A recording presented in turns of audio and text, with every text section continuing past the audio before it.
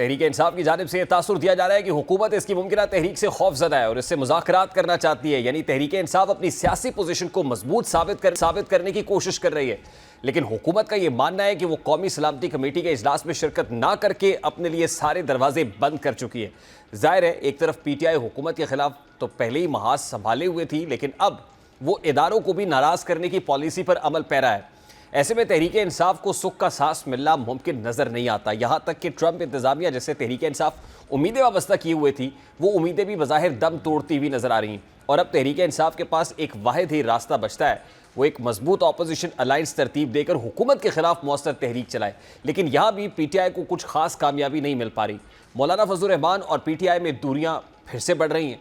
कौमी सलामती कमेटी के इजलास में मौलाना का शिरकत करना और तहरीक इंसाफ की इजलास में अदम शिरकत पर मौलाना का इजहार अफसोस करना इस बात की वाज़ेह दलील है कि तहरीक इंसाफ और JUIFA में मामलात कशीदा हैं। दोनों जमातों में रंजिशें खत्म नहीं हो सकी, जिसका मतलब ये हुआ कि बजाय तहरीक इंसाफ का ईद के बाद बड़ा एहतजाज करने का दावा महज दावा ही रह जाएगा।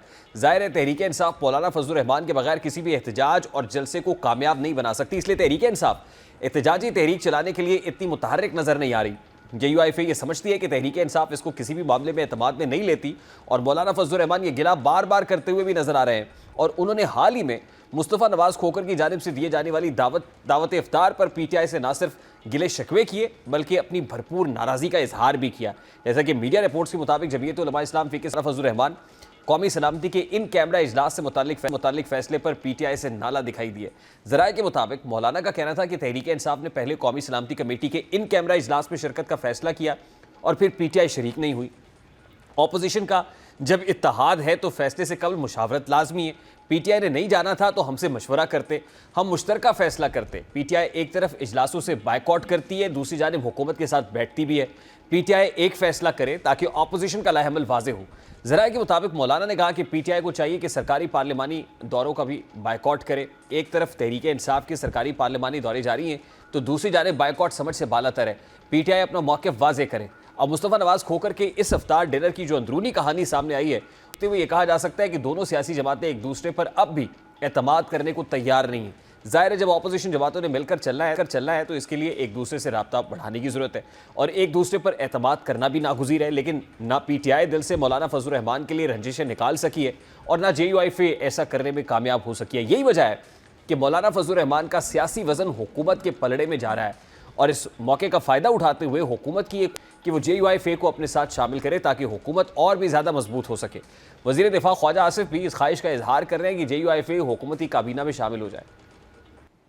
अब हुकूमत मौलाना को साथ मिलाना चाहती है, जिस पर हुकूमत के मुखालिफिन का ख्याल है कि हुकूमत JUIFA को इसलिए अपने साथ शामिल करना चाहती है क्योंकि वो अपोजिशन की मुमकिना एहतजाजी तहरीक से खाइफ है। लेकिन इस वक्त ज़मीनी हक़ाइक़ यही बता रहे हैं कि JUIFA ने अब तक अपोजिशन अलायंस में शामिल होने की हामी नहीं भरी और ना ही एहतजाजी तहरीक हवाले से कोई ग्रीन सिग्नल दिया है, जो इस बात का पता देता है कि तहरीक इंसाफ के पास जो एहतजाज का वाहिद रास्ता बचा है वो रास्ता भी फ़िलहाल बंद है। और वाकिफ़ान हाल कहते हैं कि PTI सारे रास्ते अपनी गलतियों की वजह से बंद कर रही है और अपनी मुश्किलात में खुद इजाफा कर रही है।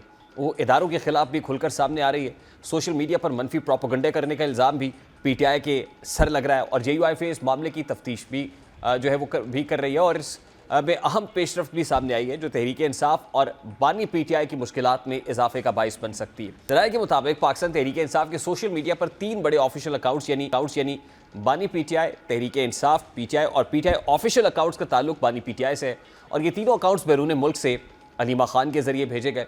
ये अकाउंट्स बानी PTI के पैगामात के जरिए चलाए जा रहे हैं। सरकारी सतह पर PTI के सोशल मीडिया प्लेटफॉर्म्स जिन्हें मुबैना तौर पर फ़ौज, आर्मी चीफ उन पर तनकीद और जारहाना मुहिम्मात के लिए इस्तेमाल किया जा रहा है।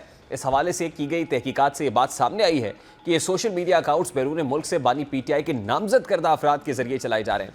सरकारी तहकीकात की बुनियाद पर किसी भी फौजदारी नौयत की कार्रवाई की सूरत में असरात बराह रास्त बानी PTI पर मुरतब होंगे, क्योंकि जिन सोशल मीडिया अकाउंट्स के जरिए फ़ौज और रियासत मुखालिफ मुहिम चलाने का इल्ज़ाम है उनका ताल्लुक बानी PTI से बताया जा रहा है। ज़राए ने दावा किया है कि माजी में न सिर्फ खुद बानी PTI ने FIA के रूबरू इस बात की तस्दीक की थी, बल्कि कुछ रहनुमाओं जिनसे उस वक्त IG इस्लामाबाद की सरबराही में GIT तफ्तीश कर रही है और उन्होंने भी यही मालूमात शेयर की हैं। यानी इस केस में भी बानी PTI और तहरीक इंसाफ मुश्किल में आ सकती है, जिसकी वजह से तहरीक इंसाफ को सियासी महाज पर मज़ीद नुकसान भी उठाना पड़ सकता है।